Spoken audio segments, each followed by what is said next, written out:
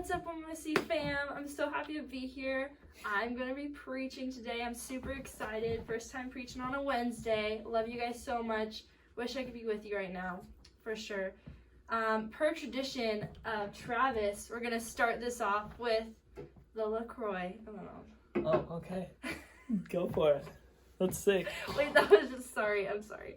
That actually might be the actual take. That was perfect. I didn't know. People do so good with the... So today we're going to talk about revival in family. I'm super excited about this. I've been praying about it a lot. And real quick, shout out to Savannah. I got to FaceTime her the other day and we talked about this. So parts of this message are some words of wisdom from Savannah Box. So the definition of revival is a reawakening, especially by means of a series of evangelistic meetings. So the first thing I want to hit on is the fact that it is a series of evangelistic meetings, not just one, but a series. It's something that we have to keep going after. It's something that we have to continually do and fight for.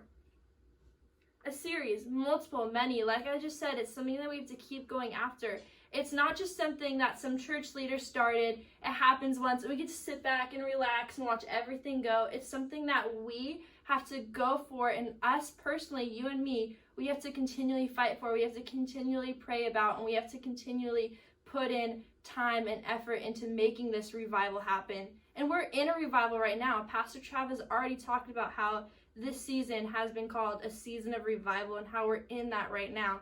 And that starts with you. Pause. All right.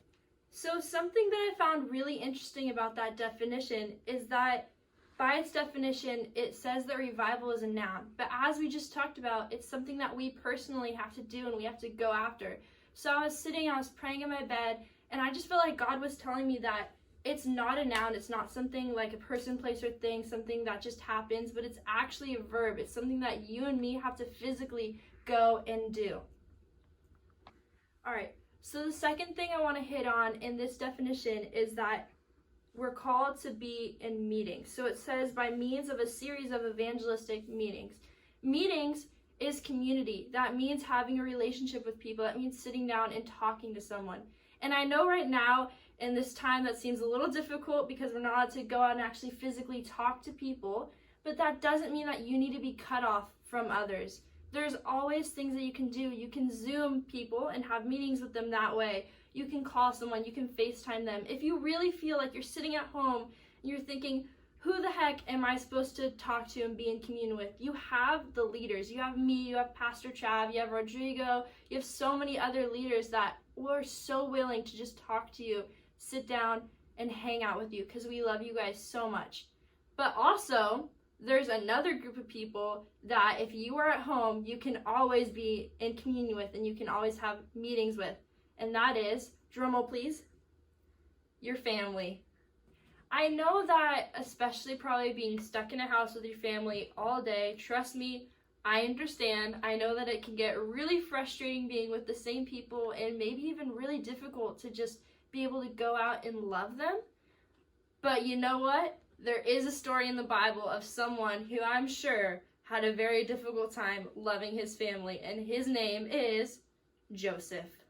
So Joseph had a bunch of brothers, and his dad was like, oh my gosh, Joseph, I love you so much. You're the best of all my brothers. He gave him this dope coat, and Joseph had all these dreams where his brothers were worshiping him and all this and that and the other thing. And Joseph was like, Dad, I had all these awesome dreams. You all bowed down to me. His brothers got, maybe understandably, a little bit jealous, but they took it to the extreme. They decided, you know what I'm going to do? I'm going to kill my brother. They went out to the middle of nowhere, and they decided, like, oh my gosh, I'm going to kill my brother. The oldest brother was like, okay, you guys, that might not be the best idea. How about this? Let's bury him in a ditch or whatever. So they put him in a hole. These people come by, and then, oh my gosh, would you believe it? They decided to sell him. That's pretty crazy. So then they sell him. So now he's a slave, you guys.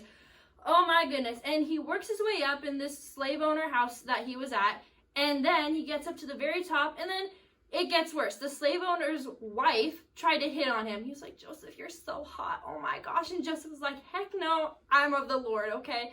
And then, so Joseph then was thrown into jail, you guys. He was thrown into jail because the wife was like, oh my gosh, he touched. Anyway, not going to get into that part. So then he was thrown in jail, and then he works his way up in jail. He gets to the top of all the jail people.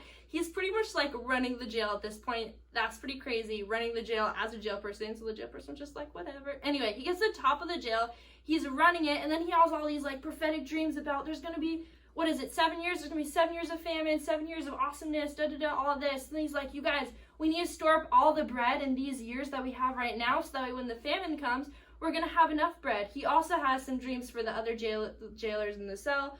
And then he ends up working his way up. So he's second in command to Pharaoh.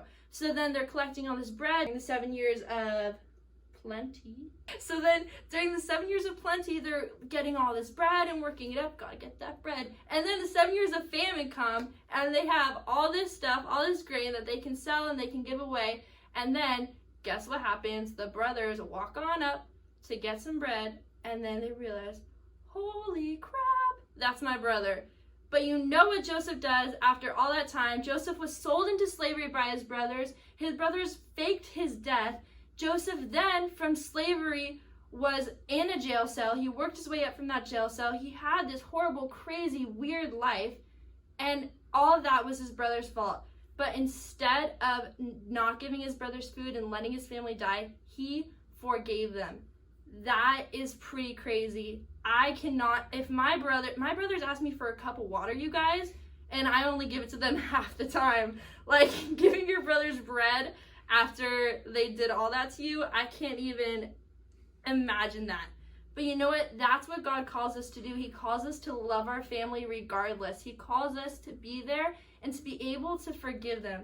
And I know that that's really difficult sometimes, crazy difficult.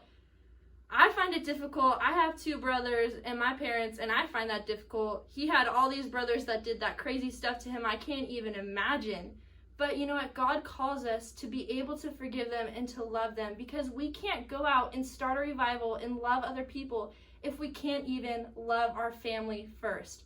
We need to be able to love our family first. I'm so sorry. All right, so some practical ways to be able to love our family and to be able to grow in community and revival in our own houses. Are you guys ready for this? Take notes.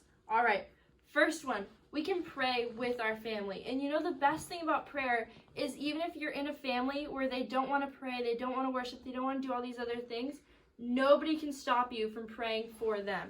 That is a true act of love. When you can be able to sit down, and even if they're just frustrating the heck out of you, you can sit down, you can just pray for them at the end of the day. No one can take that away from you. No one can stop you from that.